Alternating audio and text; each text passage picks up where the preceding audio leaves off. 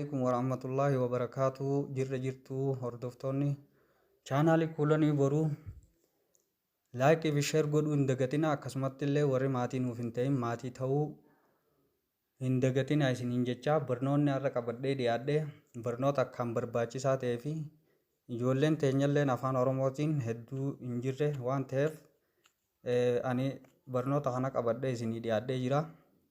Barnoonni sun maali yoo jenne namoonni laayivii irratti yeroo seentan namni akka sabiskiraayib yeroo isin godhan malee laayivii keessanirra chaatii barreessuu hin dandeenye.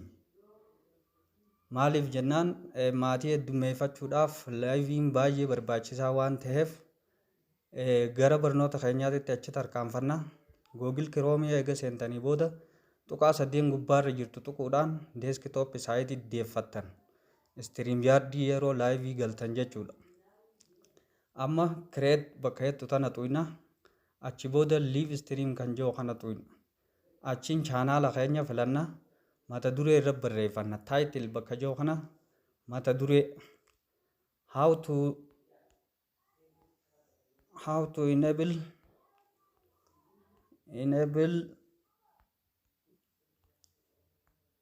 subscribe only chat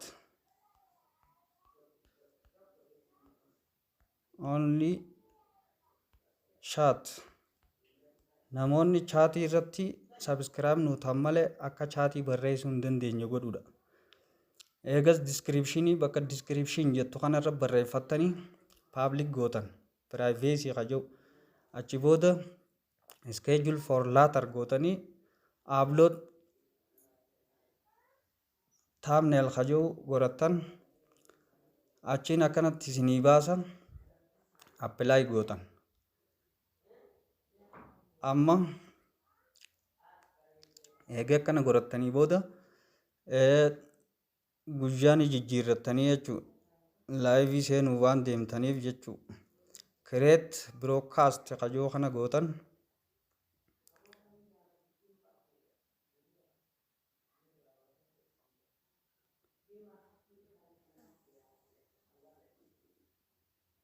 Amma kireet goonee jirraa jechuudha. Yeroo laayivii seenuu deemnu kireet goranne eessattiin isin deebisaa amma gara yuutuub istiidiyootiin isin deebisa jechuudha. yuutuub istiidiyootti eega deebine booda yuutuub istiidiyoo ka appilikeeshinaa osoo hin ta'in kan googil kiroomiitirraan yuutuub istiidiyoo dheeyna achi booda eega yuutuub istiidiyoo dheeyne boodaan mallattoon akka viidiyoo kunni jirti koonteenti ka jiru jechuudha.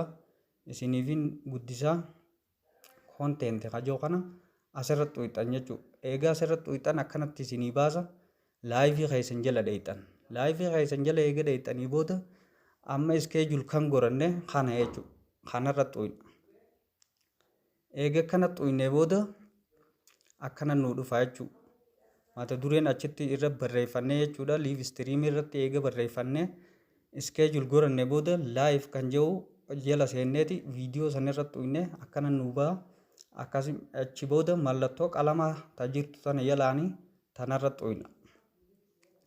Eega kanarratti uyne booda liiv chaat ka jiru kana raayitii qaba.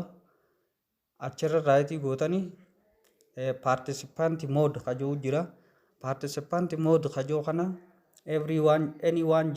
anyone kana osoo hin ta'in subscribe kan jiru irratti uyxan.